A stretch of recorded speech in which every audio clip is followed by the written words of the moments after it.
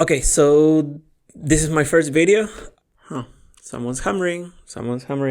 This is a topic I've been curious about for some time now. I've heard the easier version of this, but then when I tried to dig a little bit deeper, I found some web pages from NASA actually that were simply wrong. And we're gonna get into that. Naming the planets. Why is Mercury named Mercury? And you may think, oh, it's just Roman gods, right? They're all Roman gods.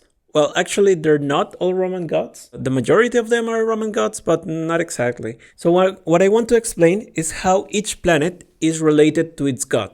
So how Mercury is related to the god Mercury. Let's go. Okay, so let's put this into context. Imagine you're trying to draw the sky. You might want to start by drawing the stars. You may notice the stars move. But if you see Orion over here, like 6 hours later, it's gonna be over here, but it's still gonna look like Orion. So the idea is that the distance between the stars and the angles they make, that all stays the same. The stars move together. There are a couple of exceptions here. For example, the moon changes position depending on its phase. Another exception would be the sun. This is not so obvious to see, just because when the sun is out, you won't see any stars. But throughout the year, the sun is above different constellations. But there are also these things that look like stars, also not moving together with all of the rest of the stars. And this is what we would know as planets. Back in ancient times, everything that wasn't moving together with the stars was a planet. Now we don't consider the moon and the sun as planets. But the idea is that these are objects that are not moving together with all the rest of the stars. So that's where they get their name, planets, which means wanderer. They're just wandering around. And so you may ask, why are they moving around?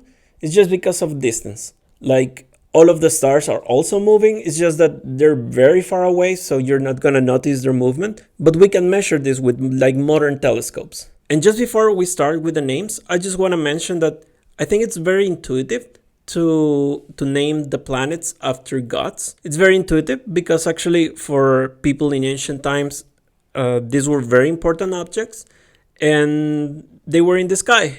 And that's where the gods are, right? And so because of that, it has been done many times across many different cultures. For example, the Babylonians did it, and then the Greeks copied them, and then the Romans copied the Greek. That's where the names of the planets come from. So there are just 5 planets that you can see with just your eyes, which are Mercury, Venus, Mars, Jupiter, and Saturn.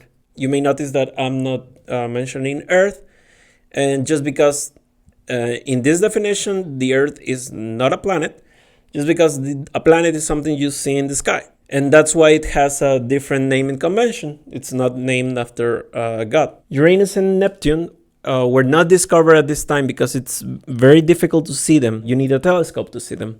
And I'm also going to talk a bit about Pluto, but we'll get into that later. Okay, so we're going to start with the easiest one, which is going to be Mars. If you see a picture of Mars, I'm probably going to show a picture of Mars here. It has a red coloration. And if you see the planet in the sky, it actually has that red coloration. It looks kind of orangey, kind of reddish. So red is associated with blood, and blood is associated with war. So that's why you name Mars after your god of war. So now let's go to Mercury. Mercury is the closest one to the sun. So just because of that, it's gonna orbit faster. A complete orbit of Mercury lasts just 88 days compared to 365 days for the Earth. And so you associate Mercury with speed and communication. And that's why it's named after the messenger god, Mercury. Now, on the other side of the spectrum, we have Saturn here. And remember, Uranus and Neptune have not been discovered yet. So Saturn is the farthest away from the sun, so it's gonna move the slowest. A whole year in Saturn takes 30 years from Earth. So that's why Saturn is associated with very lengthy processes, like agriculture and time. And so they name it after the god of agriculture and time, Saturn. Okay, so now it gets a little bit more complicated. We're gonna talk about Venus. The goddess Venus is the goddess of many things like fertility, love, beauty, prostitution, and the victory in war, which is very curious. So we're gonna get into the history of Venus, and I'm not a historian, so take everything I say with a grain of salt. This is what I understood from what I read. So when you see Venus in the sky, it's a very bright star, and it's very close to the sun, just because the orbit of Venus is close to the sun. Throughout its orbit, it goes back and forth around the sun, and so sometimes it's above the sun, sometimes it's below the sun. And depending on that, it's gonna be the morning star, so you see it right before the sunrise, or it's above the sun, and that's the evening star, and you see it after the sunset. So these two stars are the same, right?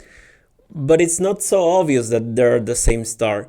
People in Babylon thought these two stars were separate things. So they associated the morning star with a male deity, and so they related it to war. And they associated the evening star with femininity. So they associated with fertility. And at some point, they must have figured out that these two stars are the same, and so they combine the two gods, Inanna. And Inanna is a very interesting character. If you read poems of Inanna, she has this contradiction within herself of love and war, and she was also used to explain trans people back then. So you have the goddess of love and war, an intersex icon actually. You may remember that in Greek mythology, the equivalent for Venus, Aphrodite, is the mother of Hermaphroditus. So I think that this mixture of male and female within a goddess is very important for what is Venus. And so at the end, Inanna became Ishtar, Ishtar became Aphrodite, and then Venus. So the name of the planet was evolving with the culture. But at the end, it had to do with this duality of Venus. The name Venus comes from this duality between femininity and masculinity. The duality between the morning and the evening star, which is the planet Venus. Okay, so we're gonna talk about Jupiter now. Jupiter is the king of gods. And in Mesopotamian religion, his equivalent Marduk is the most important god. And you may think that because this is the most important god, that this should be the brightest star, right? But that's actually Venus, the morning and the evening star. So why would you name your most important god after a second-class star? And yeah, actually, this is why I made this video. I saw some web pages from NASA that were claiming that Jupiter was named Jupiter, the king of the gods, because it's the biggest planet. But that makes no sense, because the Babylonians, the Romans, the Greeks, none of them knew that Jupiter was the biggest planet. They had no way to know. So this is simply wrong. And actually, if you look at the webpage for Venus, it's also wrong, because they say, oh, Venus is associated with beauty, and that's why it's the brightest star that's associated, because brightness is beauty. But we just saw that that's not how it happened. Okay, so going back to mythology, Jupiter was Marduk's star. By the way, I don't know if I'm pronouncing Marduk correctly. Is it Marduk? Marduk? I'm not sure, I'm sorry. So going back to mythology, Jupiter the planet was Marduk's star, which is a good point to think about. Okay, sometimes these stars belong to the god, and sometimes these stars are the god. So Jupiter as a star belongs to Marduk, but I think Venus, Inanna, was actually the goddess. I don't know if I'm speaking out of my ass here, but there are some stories about Inanna descending to hell, and I think that's just Venus descending in the horizon. This will come in the test, by the way. Okay, and again, this is where there's a lot of speculation, but what I understand is that Marduk's star becomes more important because it helps to identify the equinoxes. Equinoxi.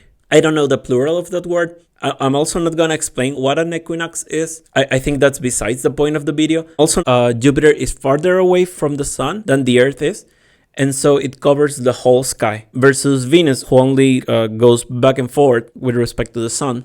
So that helps Marduk's star to become more popular. And so now it makes more sense to give the most important star to your main daddy. I mean, the king of the gods. And yeah, that's it.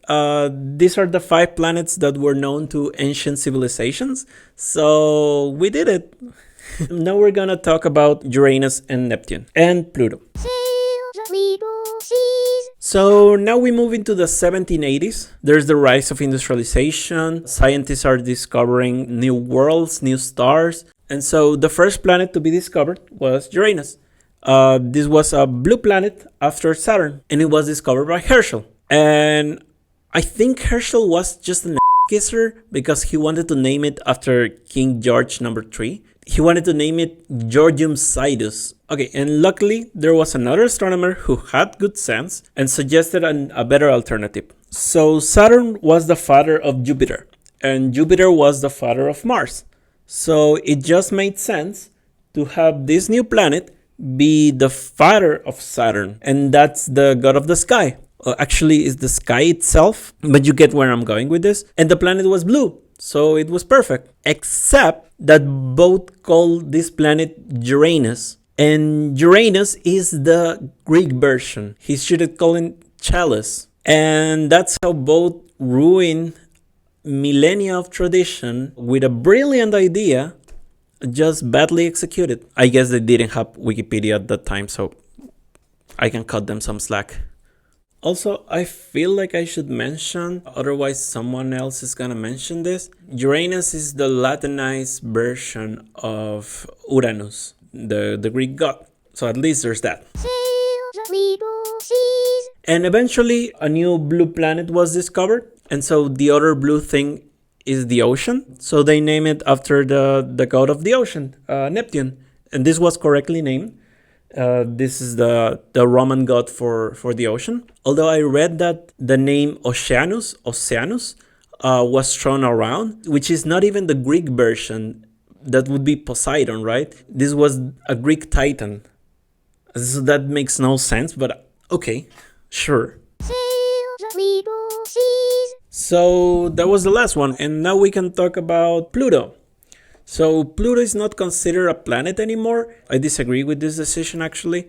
I want to make a video about that, about the definition of planet. So I want to talk about Pluto because it follows the same naming convention. It's also a Roman god. There's also other bodies that follow that naming convention. There's Ceres, which is between Mars and Jupiter in the asteroid belt. There's actually a bunch of asteroids that were named after Roman gods because they thought they were planets at the time, but I'm not gonna mention them because they're too much. So the name Pluto is actually very interesting. It was proposed by a little girl. She was 11 years old when this happened. I hope I'm pronouncing this correctly. Her name was Benicia Burney Fair. She knew a lot about Greek and Roman gods. She didn't name it after the dog. The dog was named after the planet. And so the name was passed to the Lowell's Observatory, where there was a voting to decide the name of the planet, which is, I think it's a good example of how astronomy changed in 100 years. Like, it shifted to be a more collaborative thing instead of just being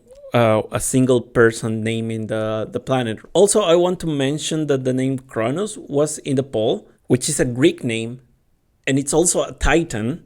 And I don't know why people keep proposing Greek titans. Also, Kronos is usually confused with Kronos, and it's related to Saturn, which is already a planet. So that's unnecessary confusion. Why would you do this?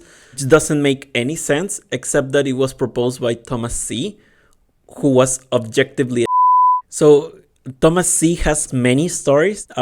They hated him at the observatory. He was actually vanished to another observatory. There's this story, which is my favorite, that he was banned from the Astronomical Journal because he responded very aggressively to someone disproving his theories. I'm gonna read it to you.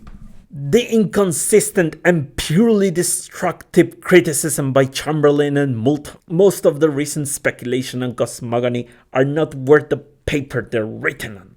Brr. So salty. Going back. So Pluto is actually a perfect name. So, as I mentioned before, it was more difficult to see Uranus and Neptune just because they're farther away from the sun, and the extreme of that is Pluto. So, Pluto is a very dark place, and so it was named after the god of the underworld. So, that's perfect. So, yeah, so this was the video. I hope you liked it. If there's anything wrong, I guess I got many things wrong. I'm not a historian. I don't study mythology. I'm just an astronomer. So if there's anything you want to add, you can leave it in the comments. So yeah, I want to make more videos about like mixing mythology, queerness, and astronomy. So if that's something you're interested in, just remember to subscribe, I guess. I don't like that. Thank you for watching. Bye.